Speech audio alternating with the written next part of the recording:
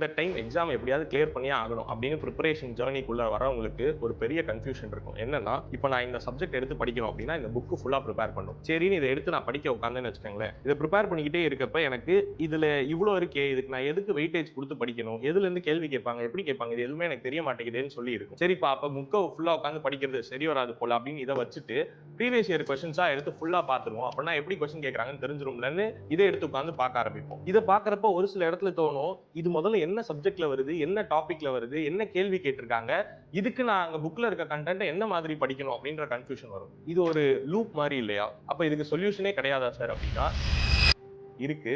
Because competitive exam ப்ரிப்பரேஷன்ல மொத்தம் 2 stage. ஒன்னு subject என்ன அப்படிங்கிறத ஃபுல்லா புரிஞ்சுக்கிறது, ரெண்டாவது எக்ஸாமோட டிமாண்ட் என்ன அப்படின்றத புரிஞ்சுக்கிறது. இது ரெண்டுத்தையும் நம்ம கம்ப்ளீட் பண்ணாதான் ஒரு காம்படிட்டிவ் எக்ஸாம்ல சக்சஸ்ஃபுல்லா முடிக்க முடியும். ஃபர்ஸ்ட் ஒரு சப்ஜெக்டை எடுத்து ஃபுல்லா ப்ரிப்பேர் பண்ணி அந்த சப்ஜெக்ட்ல இருக்கிற கண்டென்ட்டை எந்த விதமான இம்பார்ட்டன்ஸ் வெயிட்டேஜ் எல்லாம் இல்லாம அதோட மொத்த கண்டென்ட்டையும் லேர்ன் பண்ணி முடிச்சுட்டு அதுக்கப்புறம் பிவைக்யூஸை பத்தி லேர்ன் பண்ணி அதுக்குள்ளார போறது. இல்லைன்னா ஒரு ப்ராப்பர் கைடன்ஸ் எடுத்துட்டு பண்றது. லிசன், நீங்க இந்த புக்கை எடுத்து ஃபுல்லா ரீட் பண்ணி அதுக்கப்புறம் கொஸ்டின்ஸ்க்கு போறதுக்கு இட் வில் ஹார்ட்லி டேக் ஒரு 1 இயர்ல இருந்து 1.5 இயர்ஸ் வரைக்கும் டைம் எடுக்கும் கண்டிப்பா. பிகாஸ் இதை நீங்க ஃபுல்லா படிச்சு முடிச்சா மட்டும்தான் அடுத்த கொஸ்டின்ஸை பார்க்க முடியும். அப்பதான் இது எந்த பார்ட்ல இருந்து வந்திருக்குன்றதெல்லாம் ரிலேட் பண்ண முடியும்.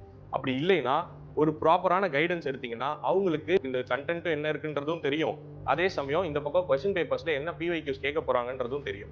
இந்த கேப் பிரிட்ஜ் பண்ணி உங்களுக்கு அந்த கண்டென்ட்டை டீச் பண்ணிடுவாங்க. ஸோ தட் நீங்க என்ன பண்ணலாம்னா ரெண்டுத்தையுமே சைமல்டேனியஸா பண்ண முடியும். அப்படி ஒரு கைடன்ஸ் தான் பாஸ்ட் 14 இயர்ஸா மோர் தென் 5000 ஸ்டூடெண்ட்ஸ்க்கு சக்சஸ்ஃபுல்லா ட்ரெயின் பண்ணிட்டு இருக்கோம் டர்சாகி இன்ஸ்டியூட்ல. And recently foundation batch launch பண்ணியிருக்கோம். அதை பத்தின ஃபர்தர் டீடைல்ஸ் வேணும்னா கீழே டிஸ்பிளே ஆகிற நம்பருக்கு வாட்ஸ்அப் பண்ணுங்க. தேங்க்யூ.